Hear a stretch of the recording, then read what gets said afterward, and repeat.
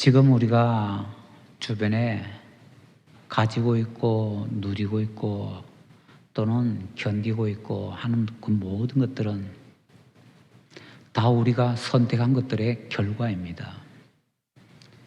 무엇 하나 우리가 선택하지 않은 게 없습니다. 이건 뭐 등떠 밀릴 수 있고 뭐 그러지만 최종 선택은 우리가 한 겁니다. 만약에 진짜 하지 않으려고 했다면 무슨 수를 써서라도 반대를 하고 받지 않았겠지요. 그런데 심을 때는 마음대로 심고 거둘 때는 자기 마음대로 자기 원하는 것만 거두고 또 어떤 열매들을 책임지지 않으려고 하는 사람들이 가끔 있는 것 같습니다. 심지도 않고 거두려고 하는 사람들은 또 얼마나 많이 있는지요. 그래서 참으로 지혜로운 사람이라면 내가 나중에 뭘 거둘까 바로 그걸 생각하면서 심어야 될 것입니다. 사과를 거두고 싶으면 사과나무를 심어야 될 것이고 배를 거두고 싶으면요 배나무를 심어야 될 것입니다. 내가 거두고 싶은 것은 콩인데 밤나무 심으면 안 될 거 아닙니까? 결과는 항상 우리가 심은 것에 따라 나오기 때문에 무엇을 거둘지를 생각하면서 심는 것을 선택해서 심어야 된다 하는 것이지요. 지금까지 올해 들어서 이제 반이 지나갔는데요. 어떤 씨를 심으셨습니까? 그러면 이제 앞으로 어떤 씨를 거둘까요? 심은 것 따라 거두게 되니까 그것에 따라서 한번 생각을 해보면 될 것 같습니다. 본문에서 솔로몬은 가장 중요한 순간에 가장 바른 선택을 한 사람으로 우리에게 소개가 되고 있습니다. 솔로몬이 하나님께 일천번제를 드리면서 기도했고 하나님께서 그 기도에 응답해 주셨다라고 우리가 알고 있지 않습니까? 그러니까 그 중요한 때 솔로몬이 다른 것 이렇게 말씀드릴 수도 있는데 하나님께 지혜를 달라고, 물론 지혜 앞에는 좀 더 붙어야 됩니다. 그냥 지혜가 아닙니다. 일단은 지혜라고 하십시다. 지혜를 달라고 하나님께 선택해서 구했고 그 결과 나머지 모든 일이 이루어지게 되었습니다. 자, 그래서 선택이라는 것이 우리의 모든 인생을 결정한 아주 중요한 것이다 라는 것을 본문에서 가르쳐 주고 있습니다. 자, 그 솔로몬이 이제 소개되고 있는데요. 우리가 이 성경을 볼 때 요즘 좀 더 큰 데서 보자라는 것을 계속하고 있습니다. 그냥 조그마한 데서 하나서 보면요, 그게 그럴 것 같지만은 좀 더 큰 데서 보면은 완전히 상반되는 그런 결과로 해석되는 경우가 참 많이 있습니다. 제가 가끔 이렇게 말씀을 드리죠. 어떤 사람이 이제 옛날에 증기기선 시대에 배 저 밑창에서 근무를 하고 있습니다. 위에서 이제 명령이 떨어집니다. 야, 급하다 빨리. 그러면 열심히 석탄을 집어넣어가지고 배가 빨리 갈 수 있게 만들어주고 괜찮다. 그럼 또 어떻게 정리해서 또 이제 배가 천천히 가게 만들고 너무너무 시키는 대로 잘하는 그런 사람입니다. 얼마나 성실합니까? 얼마나 부지런합니까? 그런데 그렇게 부지런하고 성실한 사람, 참 좋은 사람인데 좁은 데서 보면 그렇습니다. 그런데 조금 더 시야를 넓혀서 그 배가 어떤 배냐 하고 나와서 보니까 배에 깃발이 하나 달렸는데 깃발에 이런 것이 있습니다. 뭐죠? 해적선이었습니다. 그럼 다시 한번 생각해 봅시다. 해적선에서 열심히 달려가야 된다고 막 석탄 넣고 괜찮다 그러면 또 정리하고 이 착한 사람입니까? 뭐? 성실한 사람? 부지런한 사람? 글쎄요. 그런 거 갖다 붙여도 괜찮은지 모르겠습니다. 그러니까 우리가 어떤 일에 대해서 판단을 할 때는요, 좁은 데서 판단하는 거하고 전체를 보는 데서 판단하는 거하고 정반대의 결과도 나올 수 있다는 것 유의해야 되겠습니다. 그냥 좁은 데서 보니까 이 사람 굉장히 착한 사람이고 성실한 사람이고 부지런한 사람이고 자기 책임을 참 잘 완수하는 사람이고 별 좋은 말을 다 갖다 붙였는데 해적선이라는 게 딱 판명이 되고 나서부터는 그 사람에 대한 모든 평가가 다 뒤집히게 되는 거지요. 악한 일한테 가장 앞장서는 사람 뭐가 어쩌고 저쩌고 이렇게 된다라는 것이지요. 자, 이제 솔로몬이 이렇게 기도를 해서 선택을 해서 응답을 받고 그 다음에 그 선택한 기도의 제목 결과 솔로몬의 여러 가지가 펼쳐진다. 이것은 이제 우리가 좀 좁은 시야에서 보는 거고요. 조금 더 넓은 시야에서 보고 그 다음에 좁은 데로 한번 들어가 보십시다. 넓은 시야에서 본다는 것은 앞에 있는 것과 연결을 시켜서 문맥 전체를 더 큰 문맥에서 보는 겁니다. 앞에 2장에서는 가장 중요한 것이 다윗의 유언이었습니다. 다윗이 유언을 할 때 4가지 유언을 했는데 2개의 긍정적인 것을 유언했고 2개의 부정적인 것을 유언을 했습니다. 두 사람을 처리를 해라 라는 부정적인 것이 있었고요. 긍정적으로 또 이제 하나님 말씀에 순종해라 하는 것과 그 다음에 바르실레의 후손들을 잘 우대해라 라는 것 2가지였습니다. 자, 그런데 우리가 2장을 정리하면서 보니까 뭐 이렇게 처리해라 라고 하는 것을 확실하게 처리하고 그 옆에 있는 다른 것들도 다 해가지고 한꺼번에 다 묶어서 깔끔하게 잘 처리한 것을 봤습니다.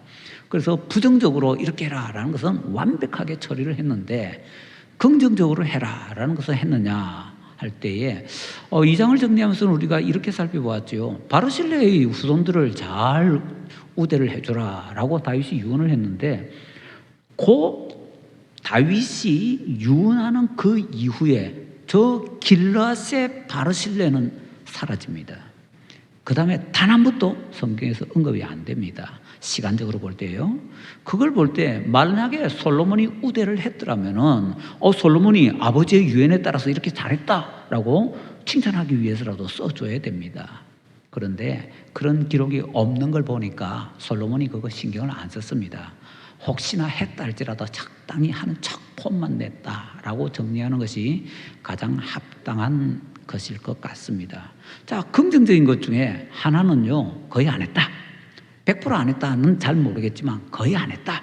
이것이 거의 결론인 것 같고요. 나머지 하나, 하나님의 말씀에 순종했나요? 대장부가 되어서 하나님의 말씀에 순종해라 라고 했는데 순종했나요? 2장에서는 그것이 안 나왔습니다. 근데 3장 넘어가면서 그것에 대해서 살짝 힌트를 줍니다. 그 힌트가 1절, 2절입니다. 자, 3장 1절, 2절 다시 한번 볼까요? 3장 1절, 2절 우리 같이 읽겠습니다. 솔로몬이 애굽의 왕 바로와 더불어 혼인관계를 맺어 그의 딸을 맞이하고 다윗성에 데려다가 두고 자기의 왕궁과 여호와의 성전과 예루살렘 주위의 성의 공사가 끝나기를 기다리니라. 그때까지 여호와의 이름을 위하여 성전을 아직 건축하지 아니하였으므로 백성들이 산당에서 제사하며 아멘. 3장에 그 유명한 솔로몬의 1000번째 기도와 응답이 나오는 장면인데요. 1절, 2절 시작이 조금 이상한 모습 아닙니까? 솔로몬이 애국 공주와 결혼했대요. 혼인정책입니다. 혼인동맹. 그런데 이 애국 공주는요, 나중에 성전 건축되고 이런 과정을 쭉 보면은요, 자기가 믿던 종교 버리지 않았습니다. 그냥 솔로몬하고 같이 살 때도 이방 여인일 뿐입니다. 또 조심스러운 것은 마치 여기에 보면 이 애국 공주가 정실 부인으로서 이 애국 공주의 아들이 솔로몬의 대를 이어서 왕이 될 것처럼 생각이 되잖아요. 솔로몬 치세에 들어가면서 바로 이게 딱 나오니까. 그런데 우리가 아는 솔로몬의 아들, 그 왕이 되었던 르호보암은요, 이 애국 공주의 아들이 아닙니다. 애국 공주가 뭐 아들을 낳은지 딸을 낳은지 몰라요, 우리는. 다시 말하면 이 애국 공주는요, 정실 왕비도 아닙니다. 정실 왕비의 아들이 르호보암으로서 이제 솔로몬의 대를 이어서 왕이 되거든요. 그런데 이게 왜 여기에 나와 있죠? 솔로몬이 이방 여인과 결혼했다라는 것입니다. 그리고 사실은 이 두 구절이 솔로몬 인생 전체를 요약하는 중요한 내용 중에 하나입니다. 뭐냐고요? 솔로몬이 성전 잘 짓고 나서 그 다음에 어떻게 합니까? 뭐 이것저것 연구하다가 그 다음에는요, 자기 수많은 그 아내들을 위해서 이방 신전도 막 세워주다가 나중에 거기에 자기가 참여해서 다른 우상에게 제사도 지내다가 그 다음에 하나님 버리고서 세상으로 나가버립니다. 그리고 나중에 뭐 죽을 때 가까이 왔을 때쯤 되어서 노년에 다시 하나님께 천부여 의지없었어 하고 손들고 회개하고 돌아옵니다. 솔로몬의 그 인생을 요약해 준 것이 바로 이거 아닌가요? 애국 공주와 결혼했다는 거. 그러니까 다시 정리하면요, 다윗이 첫 번째로 아주 강조하면서 했던 유언, 힘써 대장부가 되어서 하나님의 말씀을 순종해라. 그래야 네가 왕위가 든든하고 네 후손들도 계속해서 영원히 왕이 될 것이다. 이 말 솔로몬이 전혀 이루지 못했더라라는 것입니다. 솔로몬이 잘했다라는 것은요, 성전 짓는 데 있어서 제대로 쓰임받았다. 그 외에는 솔로몬이 제대로 순종하고 뭐 제대로 했다라는 것이 잘 비치지 않습니다. 만약에 한 것이 있다면은 지금 이 기도에서 응답받아가지고 지혜 얻어서 그 지혜도 정확하게 그냥 지혜가 아니죠. 재판할 수 있는 지혜입니다. 재판할 수 있는 지혜를 얻어서 재판 잘했다. 그래서 그 내용이 바로 뭡니까? 우리가 아는 왜 아이 하나 데리고 와서 서로 자기 아이라고 주장하는 그 두 여인 사건, 뭐 그거 이렇게 잘 처리했다. 그 예로 보여주는 것이지요. 그거 외에는 솔로몬이 하나님의 말씀에 잘 순종했다라는 내용을 사실은 찾아보기가 어렵습니다. 열왕기에는요, 솔로몬이 했던 좋은 내용, 나쁜 내용 뭐 다 기록을 많이 해놓습니다. 그런데 나중에 솔로몬이 회개하고 돌아오니까 이제 역대기에서는 어떻게 기록하는가 하면요, 솔로몬이 했던 죄 지었던 것 가운데서 회개한 것들은 다 지워줍니다. 그래서 역대기를 가보면요, 역대하에서는 솔로몬이 한 일이라고는 성전 세웠다 하더라. 그 다음에 뭐 잔잔한 거 몇 개, 끝. 솔로몬 인생이 없습니다. 솔로몬은 성전 지은 거 외에는요, 인생에 아무것도 안 남습니다. 그게 역대하에 있는 솔로몬에 대한 기록입니다. 만약에 솔로몬이 하나님의 말씀에 순종했더라면은 역대하가 굉장히 내용이 많아지면서 여러 다양한 것을 우리에게 소개를 해줄 겁니다.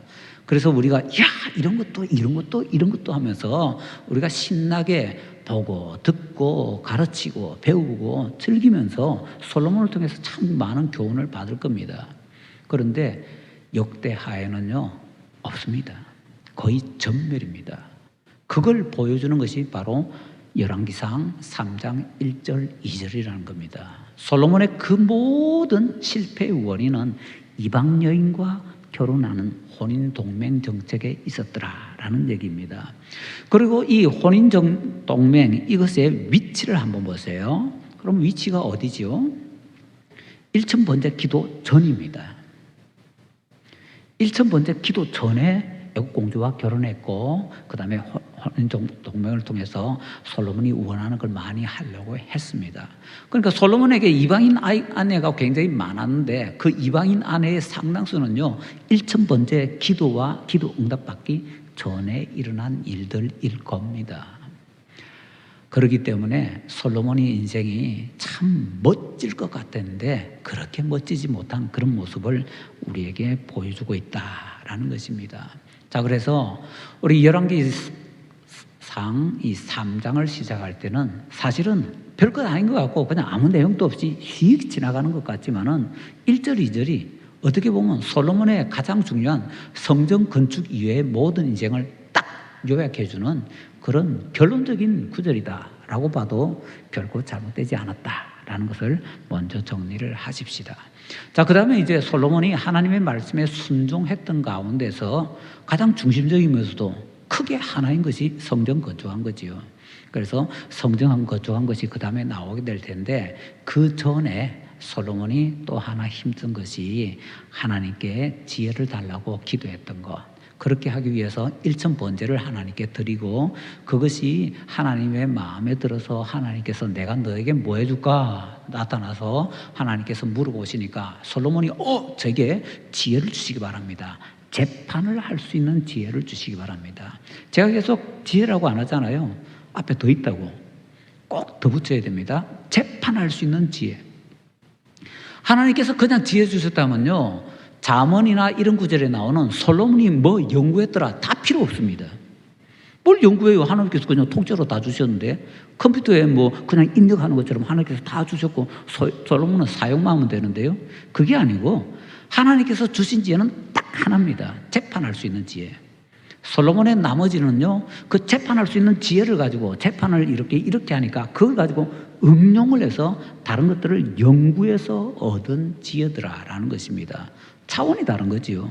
하나님께서 세상 모든 지혜를 솔로몬에게 주신 것이 아니다라는 것이 결정적으로 중요하기 때문에 우리가 이것을 절대로 놓쳐서는 안 되겠습니다. 자, 그렇게 솔로몬이 하나님께 지혜를 달라고 했는데 우리가 여기서 또 중요하게 봐야 되는 것은 뭔가 하면요, 솔로몬이 왜 그렇게 하나님께 지혜를 달라고 1000번째 기도 때에 그렇게 바로 말씀을 드릴 수 있었는가? 중요한 것은 평소 때 기도 제목이기 때문에 가장 중요한 것을 이렇게 이 기가 막힌 기회에 얘기할 수 있는 것은요, 평소에 마음에 새겨져 있기 때문입니다. 평소에 입에 새겨져 있기 때문입니다. 그래서 하나님께서 뭐줄까? 지혜요. 재판할 수 있는 지혜 주십시오 라고 할 수 있던 거죠. 재판할 수 있는 지혜는 왕이 해야 되는 가장 중요한 임무입니다. 다윗이 그 임무를 소홀히 했다가 아들 압살롬이 그거 가르쳐서 반역이 일어났었지요. 다윗이 나중에 말년에 시원찮게 했던 모든 일의 근원이 재판 소홀이기 때문이거든요. 자, 그런 것들을 다 보고 그 다음에 다윗이 아들 솔로몬을, 다른 아들들은 모르겠는데 솔로몬에게는 조금 양육을 했던 것 같습니다. 그럴 때에 다윗이 솔로몬이 지었던 잠언을 통해서 보면요, 솔로몬에게 가르쳤는데 뭐라고 가르치면은 지혜가 제일 중요하니까 지혜를 구해라 라고 가르쳤던 것입니다. 그래서 솔로몬이 하나님께 재판할 수 있는 지혜를 달라라고 기도를 했던 것이지요. 결과적으로 보면요, 솔로몬이 하나님께 재판할 수 있는 지혜를 달라 했던 것은 솔로몬의 작품이 아니라 다윗의 작품입니다. 다윗이 아들 솔로몬에게 그렇게 교육을 했고 그 교육의 결과 솔로몬이 그렇게 했고, 그럼 솔로몬의 나머지는 뭐지요? 솔로몬이 자신이 제대로 깨닫고 자신이 뭐 한 게 있나요? 아쉽지만은 거의 없습니다. 우리가 알고 있는 솔로몬의 멋진 것은 사실은 다윗의 작품이고, 다윗이 솔로몬에게 그렇게 교육을 했고 잠언에 보면 쭉 나옵니다. 결국에는 그것에 따라서 솔로몬이 하나님께 그렇게 기도 말씀드렸고 응답을 받았을 뿐이고, 솔로몬이 자신이 뭔가를 선택하고 자신이 그렇게 주체적으로 독립적으로 뭘 해서 하나님께 한 것이냐? 없습니다. 솔로몬의 가장 귀한 치적이 성전공사인데, 성전공사 그거 솔로몬 자신이 한 겁니까? 아니요. 그거 원래 다윗 거 아닙니까? 다윗이 성전공사하고 싶은데 못했고 하나님께서 네 아들 이 성전공사 하게 해줄게. 그 성전공사의 모든 양식도 솔로몬이 하나님께 받은 거 아니잖아요. 하나님께서 다윗에게 주셨고 다윗이 그거 주면서 내가 하나님께 받은 건데 너희대로 공사해라. 결국에는요, 솔로몬이라는 사람은요, 다윗 빼면은 남는 게 별로 없더라라는 것입니다. 이게 솔로몬이 우리에게 보여주는 모습입니다. 1000번째의 기도조차도 다윗이 없다면은 우리가 아는 역사가 있을 수 없는 사람, 그 사람이 솔로몬이고, 중요한 것은 그러기 때문에 그렇게 주체적으로 신앙생활을 하지 못했던 솔로몬이기 때문에 결국에는 이방 신전도 많이 세워주고 우상도 많이 만들고 그 우상 앞에 절하고 그러다가 하나님 등지고 세상으로 나가게 되었더라라는 것이지요. 그래서 총체적으로 결론적으로 말씀드리자면 솔로몬이 자기 주체적으로 선택을 해서 판단하고 선택해서 그렇게 자기 신앙생활을 잘 꾸려 나갔더라면은 우리가 알고 있는 솔로몬의 이전과 완전히 다른 모습이 되어 있을 겁니다. 우리가 알고 있는 솔로몬의 대부분은 아쉽게도 다윗의 작품이고, 솔로몬의 작품은 우리가 알고 있는 대로 죄 지은 것 그거 외에는 별로 없더라. 솔로몬 이렇게 정리하면 거의 끝날 것 같습니다. 그 다음에 조금 더 구체적인 것은 우리가 조금 더 들어가 봐야 되겠지만은요. 그래서 이제 마지막으로 정리하십시다. 우리가 자녀 양육하는 데 있어서 다윗이 자녀 양육 참 못했는데요. 성경에서 자녀 양육 제일 못한 사람 중에 한 사람이 다윗인데, 놀랍게도 그 다윗이 솔로몬만은 제대로 양육했습니다. 가장 중요한 것을 제대로 가르쳤고, 솔로몬은 그 가르침 받고 처음에 멋지게 출발했습니다. 그런데 아버지의 그 가르침에서 떠나면서부터 솔로몬이 비틀거리고 잘못된 길로 가게 되었습니다. 우리 자녀들을 제대로 양육하고 더 나아가서 자녀들이 마지막까지 멋진 길로 잘 가기 위해서 내가 시키는 대로가 아니라 자기들이 잘 선택을 해서 그 결과 멋진 인생 살아가고 멋진 신앙생활을 할 수 있도록 기도하고 응답받고, 그러기 위해서는 우리 자녀들이 인격적으로 하나님을 만나게 해달라고 기도하십시다. 그럴 때 하나님께서 우리에게 귀한 은혜를 베풀어 주실 줄로 믿습니다.